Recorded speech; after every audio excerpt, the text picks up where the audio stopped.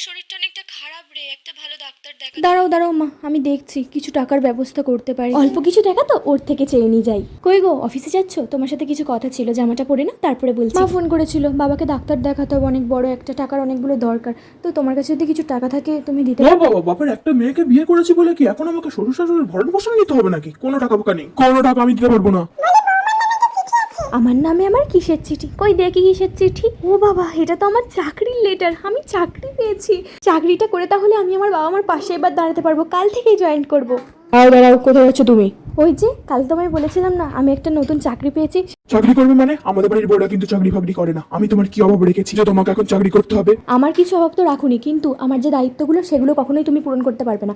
আমার বাবা আমার দায়িত্ব আমাকে মেয়ে হয়ে আমাকেই পূরণ করতে হবে। তোমরা ছেলেরা ভাবো বিয়ের পর আমরা মেয়েরা তোমাদের বাড়িতে এসে তোমাদের পরিবারের সমস্ত মানুষকে ভালোবাসি, কিন্তু তোমরা নিজের বউয়ের পরিবারের একটা মানুষকেও কখনো নিজের ভাবতে পারো না, ভালোবাসতে পারো না।